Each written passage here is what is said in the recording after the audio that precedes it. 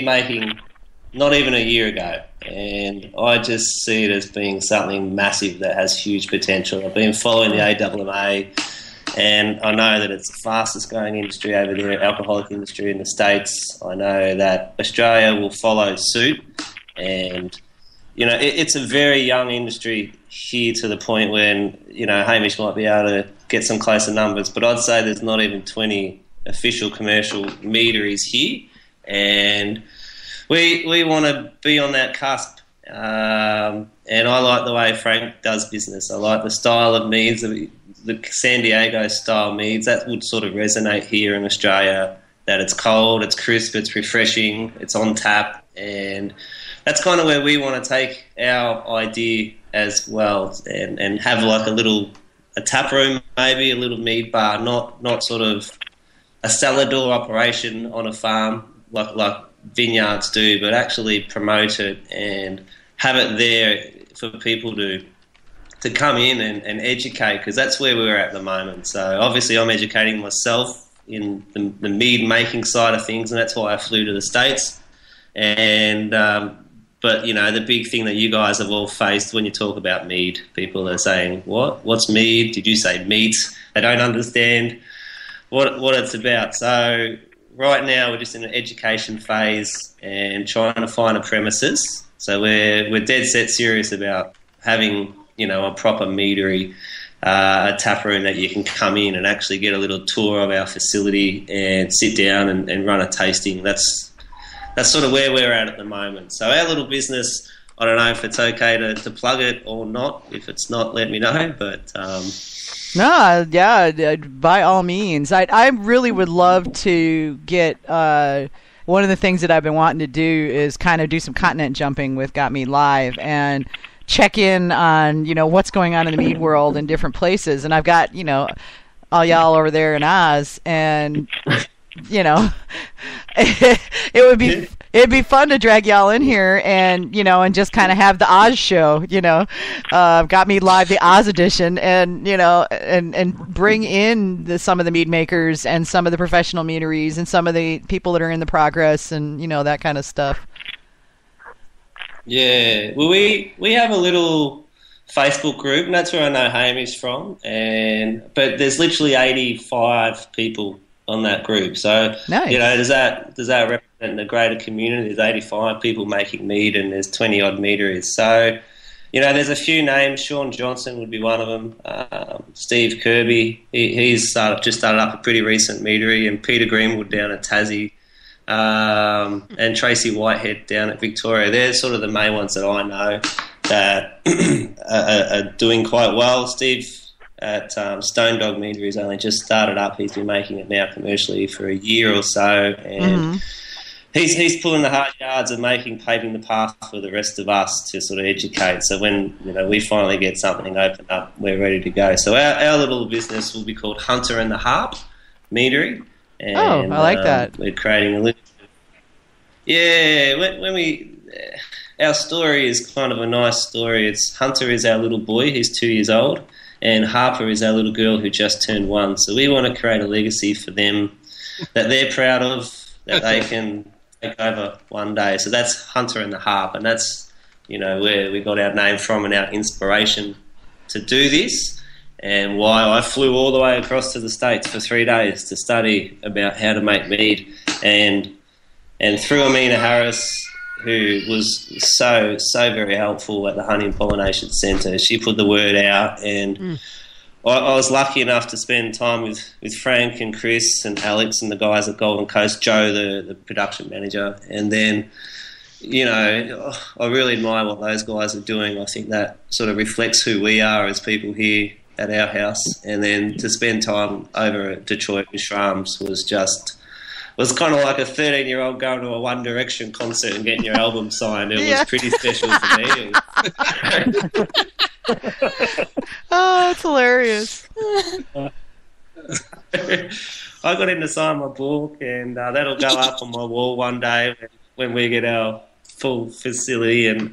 But paying homage to these guys as well for everything that they've done, and it's all about the stories and the friendships that I've made. And as part of that, I don't know if it's the right time, but there was some really unfortunate news over there recently with the guys over at Salamans, also in Detroit. And what happened? One of their 4 mead makers just passed away last week. So these guys, if you ever get to go down to Salamans at Hazel Park, there's 4 legends, 4 blokes that have grown up from kindergarten together and have just been as tight as possible. And that's preschool for you guys. Thanks, man. Kinder preschool. So they've known each other since they're like 4 or 5 years old, and one of them just passed away. He wasn't even 30, Jay. Oh, and it's really, really sad. So they need a lot of support at the moment, those guys. So if you're down that way, please just tell them you're thinking of them and see what help they can do. Because that's not only they lost they haven't just lost a business partner, but they've lost one of their brothers, one of their mates. And every time they go to work now, they're going to be thinking about that fallen, compadre of theirs, and it's really, really sad. So there's stories coming through all this that I'm going to, tribute, I guess, through these guys and pay homage to them when I can, when we have a place up and running. So follow us and you might get a mead named after you, basically, is what I'm saying. Yeah. I hadn't heard about that. I'll have to touch base. I know those guys, so I'll have to touch base with them and find out, what we can do to support them. Oh, man, yeah. Please do. Those guys will be feeling it. So that's Dominic and Andy, Andrew and Ian at the moment. They're the surviving founders that's over at Salamans. So, yeah, please, Vicky, give them all the love that you can and give them some for me too.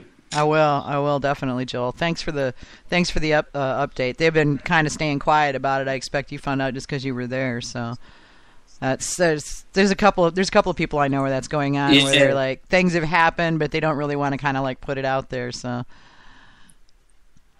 Yeah, 100%. But poor buggers. But we'll put something together once we're up and running. But on a positive note, my time over in the States was just amazing, and the contacts that I made. And I could be here all day talking about the people that I met, and they were all in the same position as I was, and they're stepping it up, and the resources that I can tap into. And I think from a point of view, they all started on Got Me, they all started on the forums. That's where I started. I know that's where Frank started. I know that Hamish is on the Got Me's forums as well. So if it wasn't for someone like Vicky putting in the effort 20, 30 years ago when it wasn't as cool as it is now, and we wouldn't be here ourselves. I don't know. We thought it was pretty cool then. We had our own little club, Yeah. So, this is a lot bigger now, but... I got to meet Pete. I got to meet, Peter Oscar. Pete Bakulich. Yeah, he's one of my oldest friends in the meat industry. I've known him forever. Yeah, again, I had to go and ask for a photo with him and stuff, and I felt like I was kind of just fan-basing myself when I was there and just getting photos with people and getting autographs and stuff. So, mate, I'd have done the same thing, don't worry. Yeah, I know. I'll probably do the same thing when I go.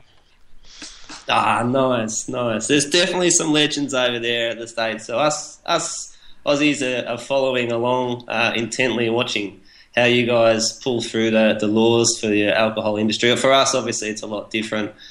We don't seem to have as many complications as you have. But well, I think you've also got a culture that is a lot more. It's weird because we're comfortable with drinking here, but y'all, it's like an integral part of the culture there. So it's much more integrated than it is here, I think. Here there's a lot of stigma around it here, primarily due to probably in a lot of cases religious objections to it and stuff like that. But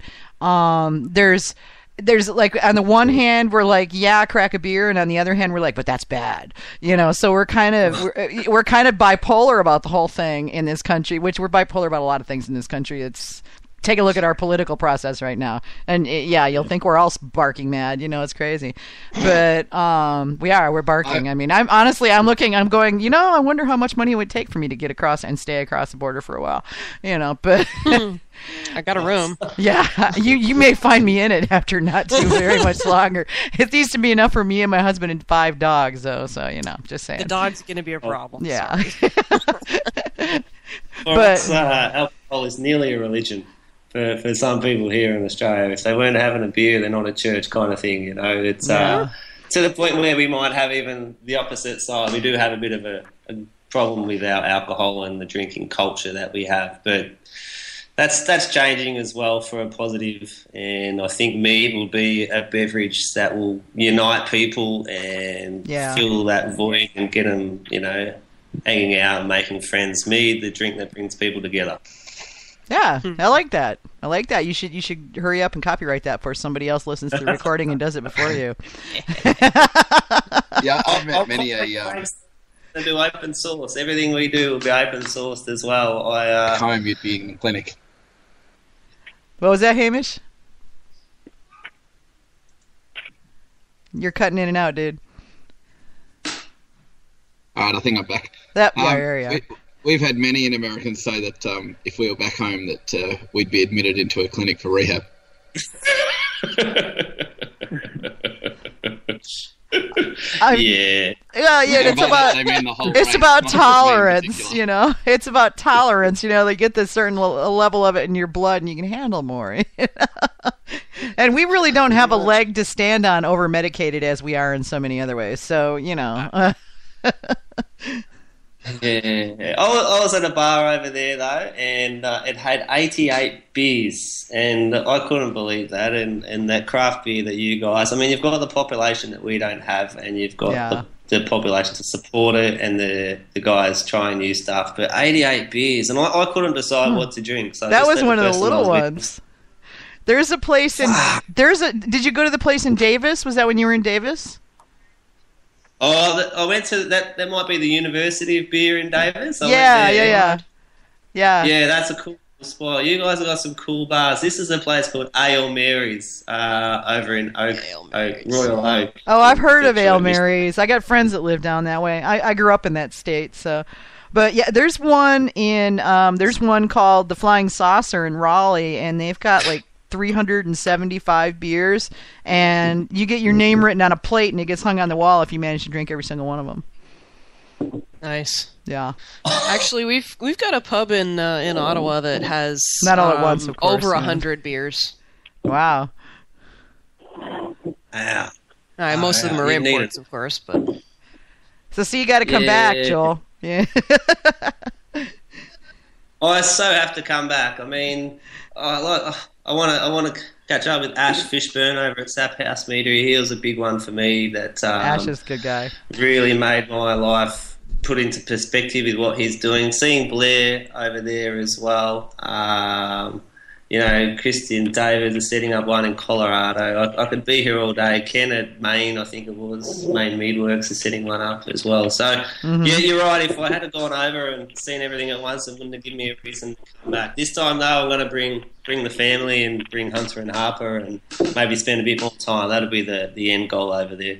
There you go. Well, and y'all get civilized holiday links, unlike a lot of companies here, so you get the opportunity to actually get away for a reasonable period of time, especially if you're going to fly halfway around the world. Exactly. The only thing you've got to sort out is the bloody Aussie conversion rate. That killed me the dollar. Oh yeah, that's right. I forgot you guys are getting creamed on that right now. Yeah, it makes a couple of us. Yeah, well, it's okay. We're getting our hats handed to us by the euro, so it all kind of works out. That trip to Europe I wanted for my 30th anniversary is so not going to happen. Not at a 30% difference. It's that's not. No. Vicky, it's 75 cents to the dollar. Oh man, maybe I need to go to Australia. That's right. I've always wanted to. That was on my bucket list of places to go, was visit Australia. And I'm talking to Hamish. This is hilarious. Hamish, I'm sure, is over here. He knows what I'm going to say. I was talking to Hamish a couple weeks ago, and I'm like, yeah, man, I'd love to come down and visit you. That'd be really cool. I'm like, could we go see Ayers Rock? And he's like, dude, that's like 1,500 miles. And I'm like, oh. I had no, I mean, because I have no spatial references as far as where everything is. I know where Sydney is, and now I know where Melbourne is, because that's where Hamish is, but, I didn't really have the spatial references in it. So I like whipped out a map, and I'm like, oh, okay, I get it now. That'd be like asking me to say hi to your friend in BC. Yeah, right, yeah.